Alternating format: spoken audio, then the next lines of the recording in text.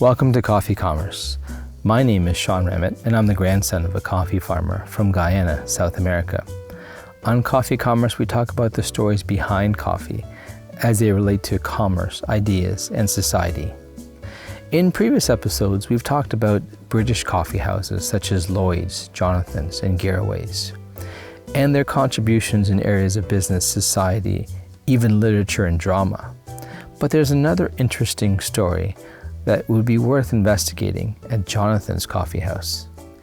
In 1696, several patrons of Jonathan's were implicated in a plot to assassinate King William III, also known as King William of Orange, the Dutch Protestant king.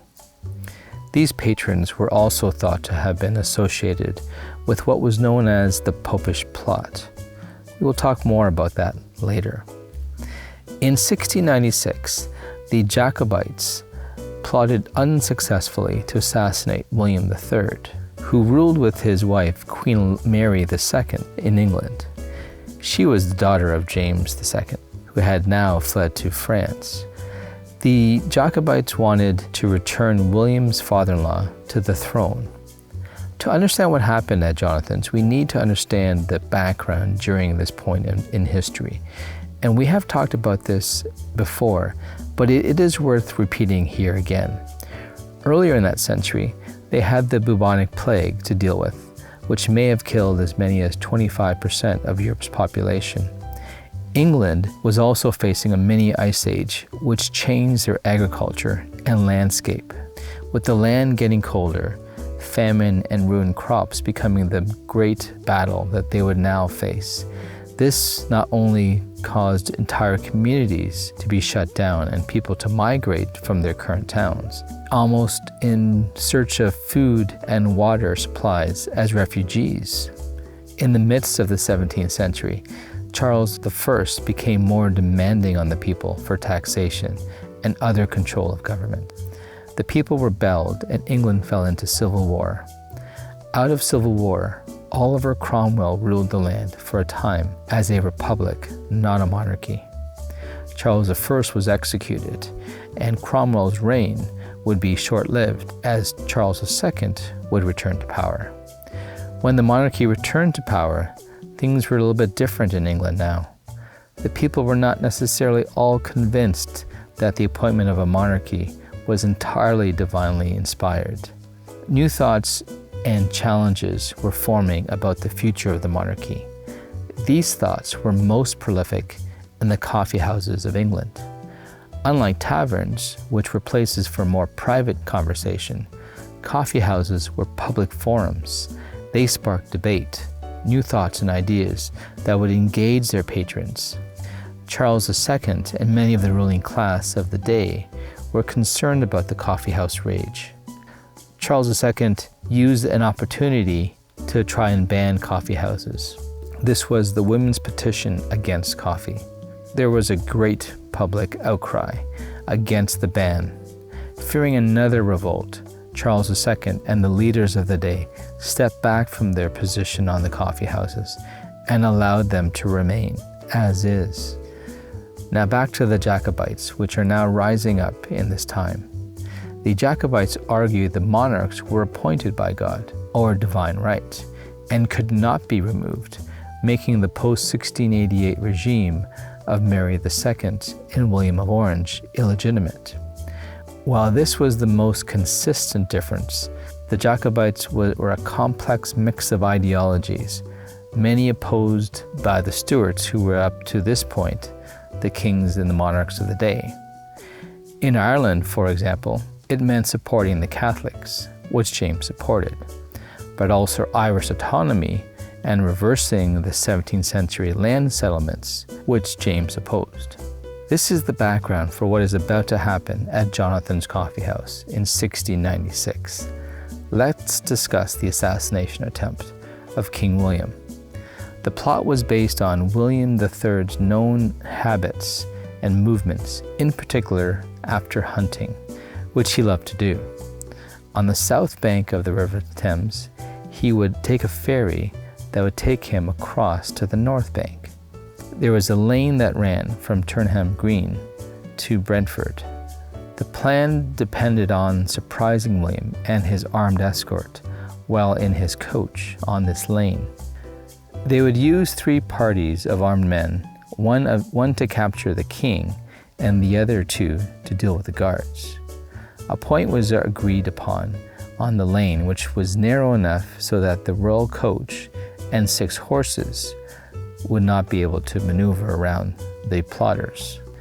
The plot was prepared, and its armed men were ready to act on February 15th and February 22nd, 1696.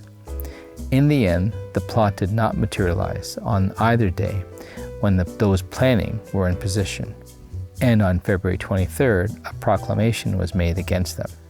There were a number of arrests made and a series of long trials. The other accusations against the patrons of Jonathan's relates to the role in the Popish plot. The Popish plot was a fictitious conspiracy creatively invented by Titus Oates that for 3 years, from 1678 to 1681, gripped the Kingdom of England and Scotland in anti-Catholic mayhem. Oates tried to allege that there was an organized Catholic conspiracy to assassinate Charles II. These accusations would lead to the execution of at least 22 men. Eventually, Oates' intricate web of accusations fell apart and was seen as fabricated, leading to his arrest and conviction for perjury. So how did the fictitious Popish plot unfold? Oates and Israel Tong, a fanatical anti-Catholic clergyman who many believed to be insane, had written a long manuscript that accused the Catholic Church authorities of approving and being behind an assassination plan of Charles II. The Jesuits in England were the ones to carry out the task. Oates also named nearly 100 Jesuits, and their supporters were supposedly involved in this assassination plot. Nothing in the document was ever proven to be true. The Jacobites would continue to be part of the landscape and the culture and the politics in England for many years. It was the Jacobites that were key to the Panic of 1745, where panic on the streets of London fell on the Londoners as the Jacobite rebels edged closer to London. Londoners formed queues at banks, packed up their valuables, and fled to the country on a single day in 1745, right in front of Jonathan's Coffeehouse.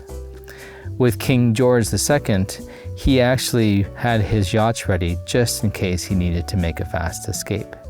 In the end, there was no need for the panic, but the panic happened, and many people were displaced nonetheless. The irony of this is that it was King Charles II and his lineage that supported the Catholic Church who felt threatened by the coffee houses. But the 1696 arrest was around a plot to reinstate the kingship and to oust this foreign king, King William of Orange, a Dutch Protestant king. William of Orange still has a strong presence in the United Kingdom today. It is said that the Irish flag, which contains 3 colors, green, white, and orange, adopted orange from William. The green represents Catholicism and was also known as a color of rebellion in that day. The white was a symbol of peace, saying that the Catholics, on the green side, could live in peace, white, with the Protestants, orange, representing Orange, William of Orange, the Dutch Protestant king. The Jacobites were well written of throughout history. The historical novels Waverley and Rob Roy by Sir Walter Scott focus on the first and second Jacobite rebellions. Robert Louis Stevenson wrote Kidnapped, which was a historical fiction adventure novel that features the intrigues of the Jacobite troubles in Scotland. And finally, the historical book series Outlander and its television adaptation were about the Jacobites. There are more stories about revolutions as they relate to coffee and coffee houses, but that's another story for another cup of coffee, maybe even more than one cup of coffee. Thank you.